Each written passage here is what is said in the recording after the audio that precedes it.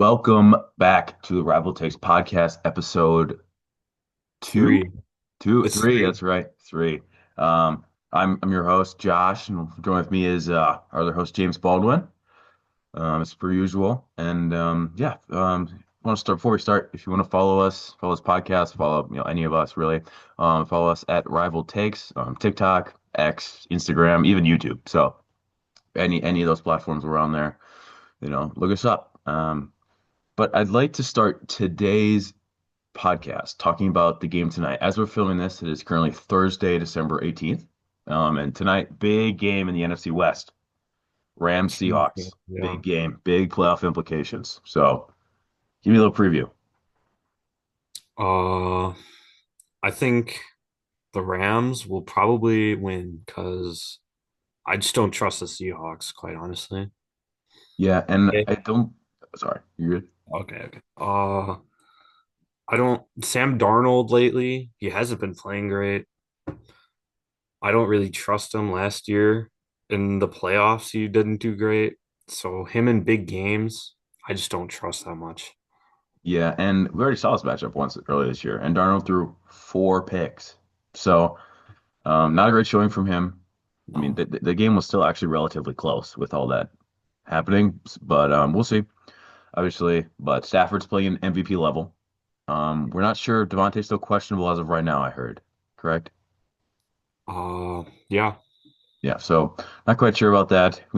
Puka's should be able to play. He did have his incident on Aiden Ross's stream, which he was on for some reason. Yeah. But I mean, it's just NFL players being goofy. But yeah, Yeah. I also do think Rams win. And I think that if when and if they win, I do think that that kind of solidifies Stafford as the MVP, barring something awful in the last couple weeks. But I do think it's him. That also kind of gives them the one seed if they win, Hmm. because maybe the Bears, but I don't really think so. Not the Eagles with how they're sliding. No. So I do. The winner of this game, I do think is the best team in the NFC. I don't think it's close. I mean, Now, as I do think the Rams will win, I do think the Seahawks have a chance because, like you said, he had a terrible game against the Rams earlier in the year, and they still almost won. yeah, So they definitely have the ability to win. their And if they defense win, is they'll really good. like get the one seed. So yeah, their defense is amazing. Yep, It'll be a good game and for And I think last week was almost a trap game for them. Like they barely beat the Colts with Philip Rivers, but I think that was more of a trap game than anything because they're looking forward to this game sure. on a short week. And there's been no film on Philip Rivers for like 4 years. Yeah, So so you don't really know what's going to happen there. Snuck out with the win. Winning's hard in the NFL. So you take a win, and yeah, great. Should be a great game tonight. So for excited sure. for that, 100%. And yeah, I mean big MVP outcomes for whoever wins, obviously. So I guess kind of also talking about Seattle. You see, was recently brought up about the NBA expansion, right? Yeah, To Seattle and Vegas. I saw Adam Silver was talking about it. That'd be awesome. That'd be interesting. I mean, get bid at the 32 teams, right? And do 32, do you yeah. think they would be the Supersonics? I mean, that's definitely what all the fans want. I Yeah, don't, that would be really awesome if they did the Supersonics. I always liked them. I mean, I wasn't alive for them being around, but they had good aura or whatever. or whatever the kids are saying, right? But yeah, definitely would be. It's interesting, and then it means expansion draft, which I mean also is super interesting. Then gives us a chance to kind of reshape the league, divisions and everything, talent. So It's I think it'd be true. interesting, and I think it'd be good for. I think it'd be very good for the league. For sure. Vegas is a huge market and they already host the NBA Cup, so they have a arena set for them. Yeah, and Fun. Vegas. I mean, within the last couple of years, right? I mean, yeah, baseball now, right? And then now they got this, and they have hockey. Like they're a lot adding a lot of sports. So They're gonna have all the four major ones soon. yeah, And they have so a WNBA team already. that's basically the fourth major. So I'm not sure about MLS. I couldn't name you five MLS teams. But I don't know. It's But true. yeah, should be it's cool. It's They also exciting. have Adds been a new doing well. layer to EP2, they're on the rise. They're a good Mountain West team, yeah. at So least football. But lots to look forward to in Vegas. yeah, short little topic there. Short but Next, of widely discussed topic, NIL effects on college football. yeah. So obviously we've all seen kind of what happens with this new NAL with everybody transferring wherever they want, whoever's paying the most.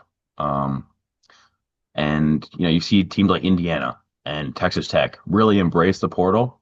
And then look, they're both top four teams in the nation. So It's true. I do think it will lead to less freshmen being recruited at bigger schools, like if they're not blue chip prospects, meaning 4 or 5 stars, because they're gonna try and go get guys who can play, right? They're gonna go try and get those high portal guys. If Yeah, you're Ohio State, you don't really need 3 stars, right? You might as well try and go get a 3 star who's played at least before.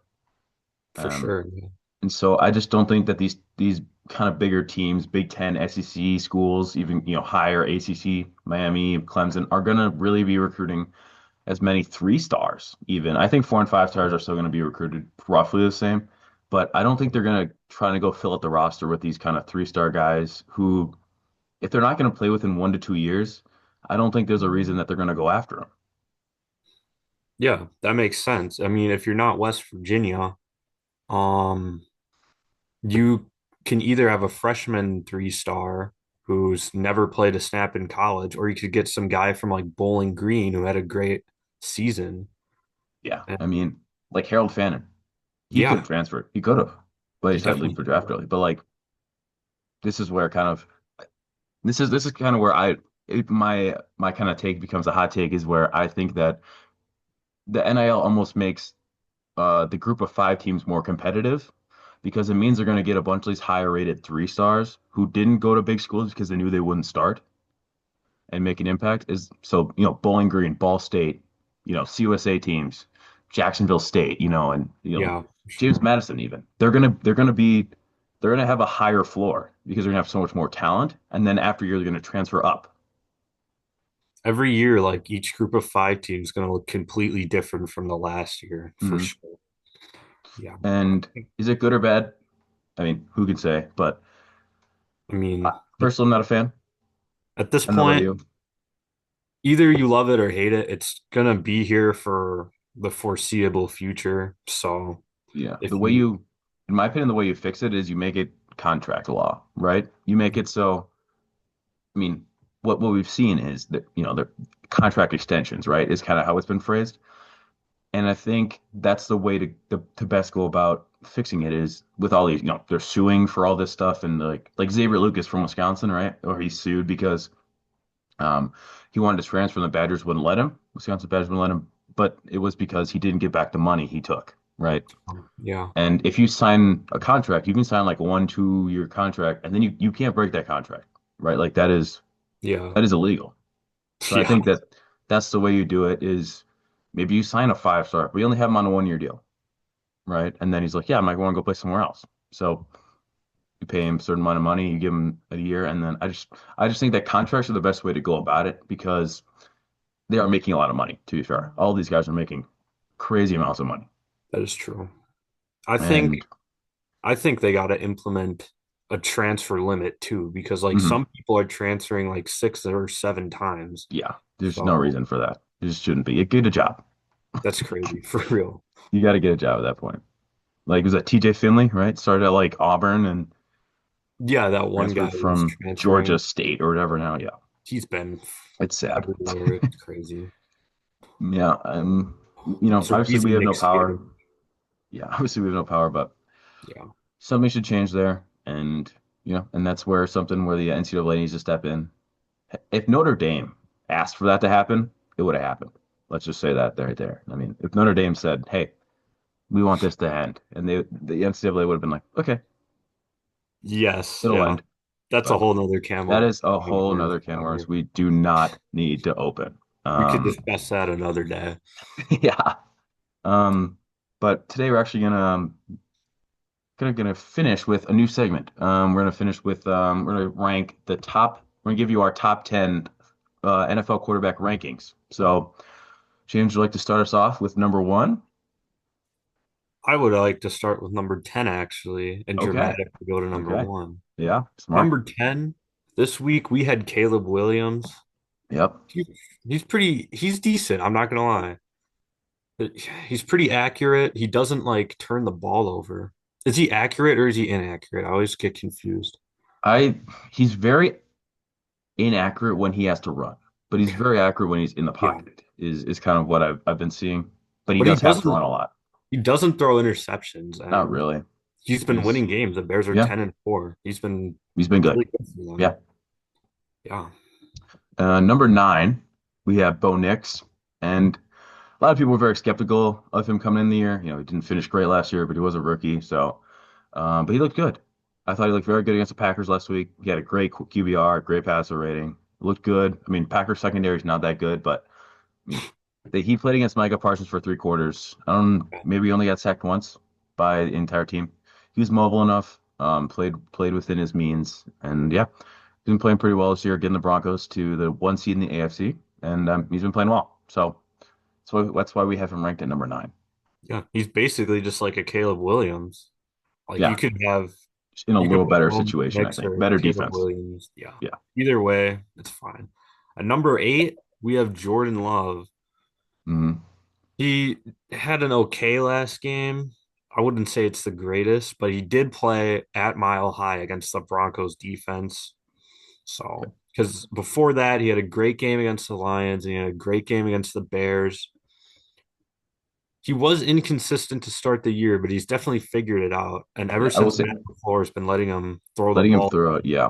And I will say that first half was actually very good football from Jordan Love. yeah, It was first maybe the best he's played this year. I will say playing in Denver at Mile High, the ball travels differently than you kind of think it would. Um, so I think that might have affected the one pick he had, the deep one to Christian Watson, that he underthrew a little bit. That Pat Surtain catches, which Pat Surtain, he's the best corner in the league for a reason. So yeah, that happens. But the other pick he had was not his fault. It hit Dontavian Wicks in the hands, right? Was it him? It was him or Bo Melton, I think. One of the other picks he had. yeah. It was also like Um, late in the game, and it was a desperate drive. yeah. So So we'll see. He doesn't really have that clutch factor yet, but he's good. He's done a lot without a real true number one receiver. So I would like to say that he took like almost no sacks against the Broncos for like the whole game until the last drive, which is yeah, insane because Nick Broncos have Heath was most sacks, like, right? By yeah, far. So actually, yeah, I thought he played well. And I mean, I would still keep seeing, but kind of going to go with a little bit of a shocker here. We have Trevor Lawrence at number seven. Now, controversial. I mean, he's been very inconsistent throughout his career so far, but that last game he just played was probably his best game he's played in the pros. I think, 6 touchdowns. Yeah. yeah, ETN even came out and said like, yeah, we won a national championship together at Clemson, and that was the best I've ever seen him play. Leading this team to 10-4 with Liam Cohen. I think he's been killing it. He really has. Yeah. I feel like he's kind of underrated just because he's on the Jaguars. I mean, Mhm. he hasn't even been bad his whole career. No. Like, I don't know why people hate on him so much, quite honestly, but he's good. He's leading them to the playoffs and probably going to win their division. I don't think the Texans will catch up. So, Yeah, I mean, I think part of that kind of expectation comes with him being the number one pick, right? And that I guess but that's to be fair, Brian Thomas Jr. has been terrible for them this year, so that didn't help. A lot of drops. Their line has progressively gotten better throughout the year, so that's helped him. And I mean, losing Travis Hunter also hurts, but they're still 10-4 with it without their first round draft pick. So I that's mean, true. he's been doing pretty well. At number 6, we have Justin Herbert, Yeah. who he's been pretty good. I feel like the Chargers are a weird team because they'll they like lose games you expect them to win, Hmm. but they beat the good teams also. They're They're like just a weird a better team. version of the Packers, you know? Yeah. They just like Yeah, they're really inconsistent, which we've said a lot actually throughout ranking these quarterbacks. But he's played well. I mean, the last game he played, he was playing hurt, That's, and you know, he looked fine. He did. I mean, I think he's a good the leader too. Like, yeah, yeah, 100%. He hates the media, obviously, notoriously, but he's looks like a good leader for this team. And I mean, let him do winning this good record, and um, like we all know he has the talent yeah, definitely to be like one of the top quarterbacks. So yeah, he just hasn't been able to put it together, but he really seems to have this year. He really seems to kind of put yeah, having Quentin Johnson catch these balls he's been throwing him really helps. So they definitely he's could make a Super Bowl run for sure. yeah, I mean, just got to get streaky, right? That's the biggest Yeah, thing. Um, at number five, we have Joe Burrow. Now, controversial because he hasn't played a lot this year, but when Joe Burrow is healthy, he is a top five quarterback. You've seen it before. You've seen his connection with Jamar Chase, T. Higgins. You've seen it with just as a leader, really, with this team. And I think that's why this Bengals team has been so bad, because he hasn't been out there leading this team and just having the effect that he does. yeah. He played a good game against the Bills. They were going to win that game until two like unfortunate picks that weren't really Joe Burrow's fault. No, it was in the snow too. It was a rough Yeah, game. snow game, that's rough. Like I feel like the Bengals always have a chance to win if Joe Burrow's the quarterback, but who knows how long he'll even be a Yeah, Bengal. I mean, trade talks now, they're like, well, are they going to trade him or not? So, I Yeah, mean, I do think we think Rival Takes thinks he's a top five quarterback, so they would definitely need a haul to get him back. for But sure. yeah, we think he's good, and he just maybe needs a new start somewhere. Number three, we have Or number four, sorry. We have Dak Prescott. hmm He is super underrated. I feel like a lot of his hate just comes from him being on the Cowboys, but he's no, actually insane. His arm power is crazy. He can throw the ball like 70 yards, it seems. And he's been yeah, leading this Cowboys team that everybody thought was going to be terrible to like almost a playoff team. They definitely would be if the NFC wasn't so stacked this year, but definitely 100%. underrated for sure. And I think the biggest thing is they have no defense. Like That's true. the Yes. highest like tight ends like per week is always whoever plays the Cowboys because the defense is so bad. But I mean, he's CeeDee Lamb, who is now hurt, but he had CeeDee Lamb, George Pickens. George Pickens putting up career numbers Yeah. this year, and Ferguson also being very good. Thank you for fantasy, but he's been good. The offense has not been a problem at all for the Cowboys. It's not been on Dak. Dak has the most passing yards, I think, of anybody right now. Um, so it's not the offense is rolling really, and Yeah. Dak's played. This is probably Dak's best year. I think it is, and Probably, yeah. it just hurts that he's playing a good NFC and good conference, and his side of the ball is the only one that really comes to play. Yeah. They're technically not out of the division, though. If the Eagles lose out and the Cowboys win out, they'll win the division. So Yeah, so I never mean, know. it's up for grabs. So I mean, he could even move up our list. If he balls out, gets into playoffs, even because this is not a one straight. No. This is not our one time only QB rank. It's gonna be a kind of a weekly thing we Yeah. do. Like So every Thursday before Thursday night football, hopefully. yeah, we'll try to get out to you guys.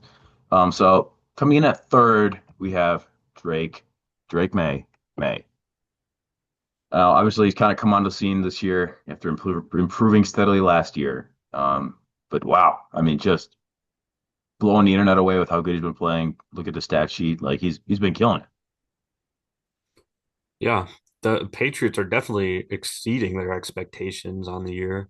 You Mm, might say it's because of an easy schedule, but I feel like that's just a cop out for Drake May haters because NFL winning is hard, as we've it's said not, over and yeah, over again. not easy to win in the NFL. And the biggest thing with Drake May is he's not turning the ball over an insane amount. Yeah, he has like what 7 picks maybe, but that's below league average for right now. And he's doing enough, right? He's running, he's getting the pass, he's getting the ball to his playmakers. And I think honestly, the biggest thing that really helps him now is that he has a good running back. Now that they actually give the ball to Travion Henderson, that actually puts less pressure on Drake May because that's kind of all like he had all the pressure on him. And and now he's I mean he's exceeding, he's doing well. succeeding as well, exceeding all expectations, and just really becoming. I mean, he's our third best quarterback right here, so we really think high of him, and he's been doing well. for sure. Stefan Diggs has even stepped it Yeah. up too. That definitely helps him out. But at number two, we have Matthew Stafford, the leading MVP favorite. hmm He's thrown like what, one, two picks this year? I don't. It's been so It's very minimal. low. Yeah. He's he's definitely top two for sure. You could definitely argue him as number one. Yep. And we're not ranking on kind of just like stats. We don't just rank on stats. We rank on talent, kind of where we think how well we think they stack up to competition. So, Yeah. um, yeah, we think. I mean, if you look at this Rams team, he's leading them to the. If they win tonight, they are the best. They think they have the best record in the NFL. Then, at least until the Broncos win, something like that. But They might be like talent wise the best team in the yeah, NFL. So the only thing yeah, that's lacking is their corners. But like, I mean, Kyron Williams and Blake Corum are both killing it right now. yeah. Devontae, who again may or may not play tonight, but he's been a red zone monster this year. Puka's the best receiver in football right now. I mean, he kind of seems to be. And Higby's good enough, right? The tight end, see Higby. Yeah. So I mean, Stafford's getting the ball out. He doesn't. He's such a quick release. He's so accurate. Not super mobile, but he doesn't have to be. And McVay is the one of the best play callers in the sport. So Yeah, Stafford's and killing it. he's doing insane for what could be his last year in the league. I mean, he's like 38, I want to say. So, Something like that. Yeah, he's been. I mean, kind of coming out. I mean, people thought he'd be good. Um, yeah, but he's just kind of been on another world, really. for sure. Number one, we have Josh Allen. I mean, the reigning MVP. You really can't. I mean, if you watch him play football, you watch the Bills games, you're like, this entire team is Josh Allen. Like Oh, it is Josh Allen through and through. This offense is let's give Josh Allen the ball, let him run around for 10 seconds and find a guy or run it. If you watch them at the goal line, they have one play call. It is yeah. Josh Allen jumping over everybody. It is Yeah. what they call. So I mean, I don't really know how you don't, if you just pure talent wise, I don't see how you don't say he's top three in any category. I I really mean, don't. he rushes and throws for touchdowns when he doesn't even have like any notable receivers or No. James Cook is good, Yeah. but like, His top targets are his tight ends, I think, last week. yeah, like Dawson Knox and Dalton Kincaid. They're good, but like Yeah. a lot of teams definitely have better.